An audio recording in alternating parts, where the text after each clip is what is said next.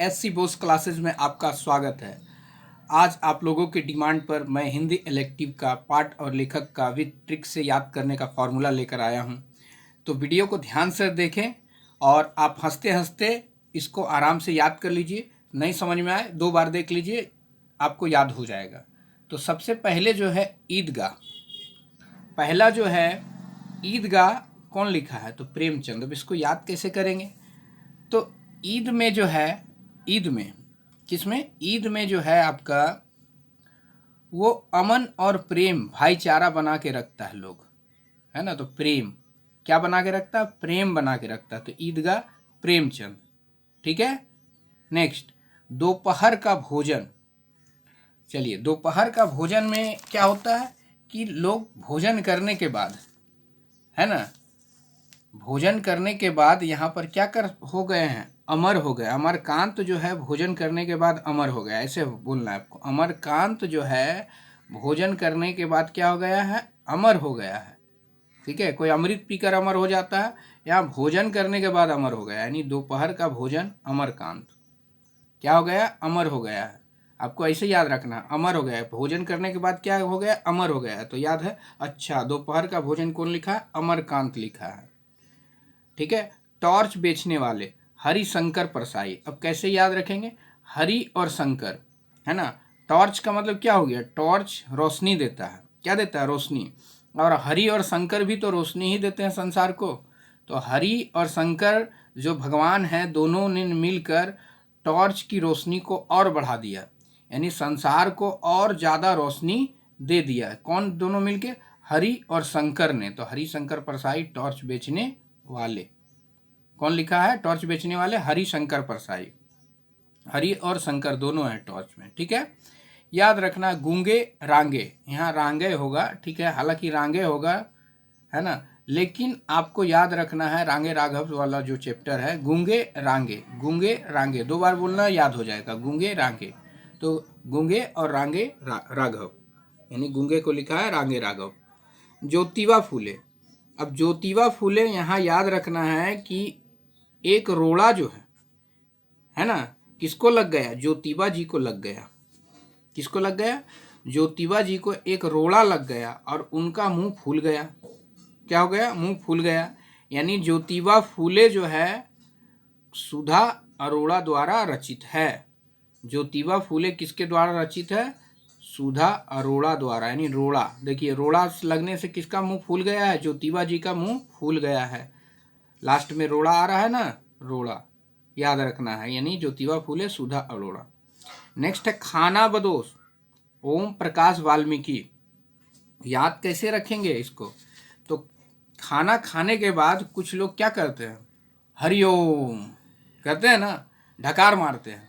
तो ऐसे याद रखना कि खाना खाने के बाद कुछ लोग ओम बोलते हैं। ओहो, हरिओम, ओम, यानी ओम प्रकाश वाल्मीकि। खाना बदोश, खाना खाने के बाद, खाना बदोश, ओनली खाना बदोश है, ओम प्रकाश वाल्मीकि।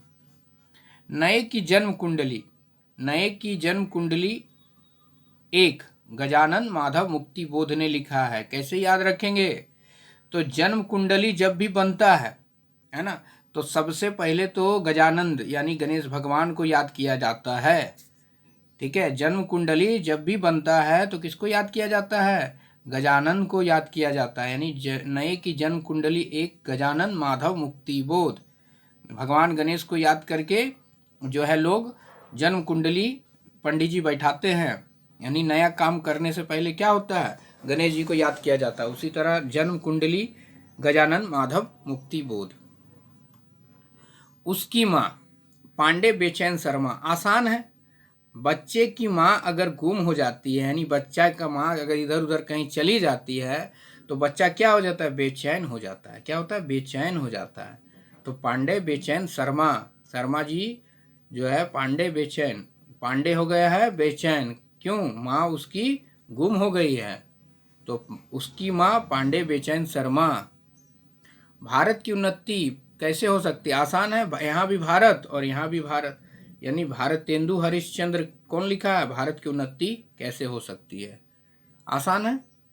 अरे इन दोहुन राह ना पाई, देखिए ध्यान दीजिएगा, अंतरा भाग जो है काव्य खंड का, इसमें कैसे याद रखेंगे। देखिए, दो लोगों पे चोट किया, हिंदू और मुसलमान दोनों पर चोट कर दिया गया है। किसके द्वारा? कबीर के द्वारा। कबीर तो इसी तरह से लिखते हैं, दोनों पे चोट करते हैं, है ना। हिंदू मुहा राम कही, मुसलमान खुदाई, है ना। तो कौन है? कबीरदास का है। तो यहाँ भी दोनों पे चोट कर रहे हैं, कौन? कबीर जी चोट कर रहे हैं, है ना। नेक्स्ट है, खेलन को काको गुसाइया मुरली तऊ गोपाल ही भावती। अब देखिए, गोपाल के बारे में जो है, यानी कृष्ण भगवान के बारे में जो है, मुरली मनोहर के बारे में कौन लिखते हैं? सूरदास लिखते हैं। आपको पता होगा 10 क्लास में भी सूरदास द्वारा रचित है ना। कृष्ण भगवान का जो भी चैप्टर है वो सूरदास ज़्यादातर लिखते हैं। और दोनों पे अगर चोट करने का बात किया जाए हिंदू और मुसलमान का, तो कबीर जी लिखते हैं। नेक्स्ट है, हंसी की चोट सपना दरबार देव। अब यहाँ पर है जो हंसी की चोट सपना दरबार देव, तो देव जो है, देव वो क्या देख रहा है? सपना देख रहा है। देव सपना देख रहा है ना, कि दरबार में, कहाँ पर? दरबार में। देव क्या देख रहा है? सपना देख रहा है दरबार में, कि उसको क्या लग गया है? चोट लग गया है। तो हंसी की चोट सपना दरबार देव, ये तीनों का रचयिता देव है। नेक्स्ट है, और भांति कुंजन में गुजरत गोकुल के कुल की गली में गोप, यानी गोप मिस क्या? गोपाल लोग जो है, यानी जो गोकुल के गोप है, कहाँ का? वो क्या कर रहे हैं? वो बड़ा सुंदर लग रहा है। किसके कारण? पद्मा का अर्थ होता है सुंदर, पद्माकर। पद्मा का अर्थ क्या होता है? सुंदर। तो पद्माकर जो है, यानी सुंदर लग रहा है। कौन लग रहा है? गली के गोप जो है, कहाँ के गली के गोप? गोकुल के गली के गोप सुंदर लग रहे हैं। तो पद्मा का मतलब याद रखिएगा सुंदर होता है। तो इसको कौन लिखा है? पद्माकर लिखा है, ठीक है। संध्या के बाद सुमित्रा नंदन पंत आए। कौन आए? सुमित्रा नंदन पंत आए, संध्या के बाद आए। सुबह से उसको याद कर रहे हैं, लेकिन आया कब? संध्या के बाद आया सुमित्रा नंदन पंत। तो याद हो गया, यानी संध्या के बाद कौन आए? सुमित्रा नंदन पंत। जाग तुझको दूर जाना, सब आंखों के आंसू उजले महादेवी वर्मा। याद कैसे रखेंगे इसको? तो महादेवी माँ, महादेवी से जो है, हमारी देवी माँ से हम लोग बोल रहे हैं कि तुझको माँ दूर जाना है हम लोगों के साथ, है ना। क्यों? सबके आंखों के आंसू पोंछने के लिए। किस लिए? सबके आंखों के आंसू पोंछने के लिए, है ना। माँ तुझको दूर जाना है ना। महादेवी माँ, कौन सी माँ? महादेवी माँ, तुझको दूर जाना है। किसके लिए? सबके आंखों के आंसू पोंछने के लिए। अर्थात जाग तुझको दूर जाना, सब आंखों के आंसू उजले महादेवी वर्मा। याद हो जाएगा आपको, यानी महादेवी वर्मा ने लिखा है ये, जाग तुझको दूर जाना, सब आंखों के आंसू उजले।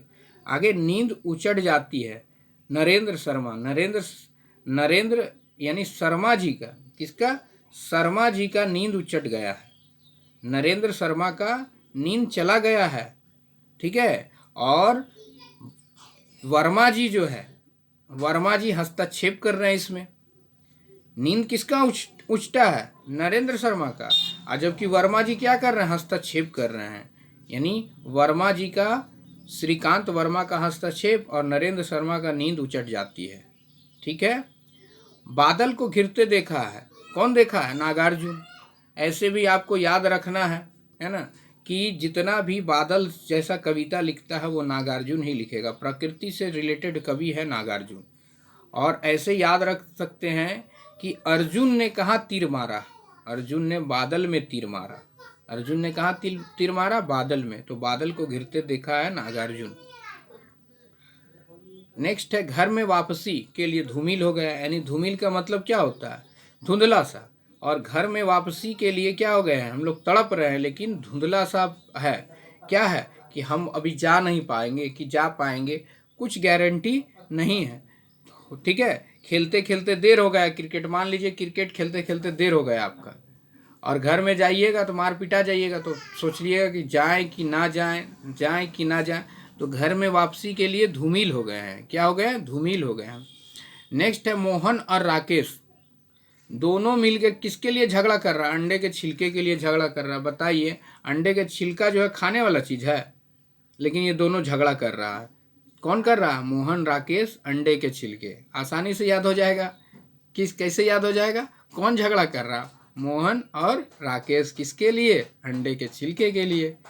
आगे क्या? हुसैन की जुबानी, हुसैन की कहानी अपनी जुबानी, मकबूल फिदा हुसैन। यहाँ भी हुसैन, यहाँ भी हुसैन। आसानी से याद हो जाएगा। चलिए, आवारा मसीहा विष्णु प्रभाकर। अब इसको आसान से और याद कर सकते हैं कि मसीहा और विष्णु जी दोनों तो एक ही है। हमारे लिए मसीहा ही तो रहते हैं भगवान। तो भगवान विष्णु जो है वो मसीहा है, यानी आवारा मसीहा विष्णु प्रभाकर। आपको आसानी से याद हो गया होगा, और नहीं याद हुआ होगा तो एक बार और देख लीजिए और जाके टिक कीजिए। देखिए, आसानी से आपको याद हो गया होगा। धन्यवाद।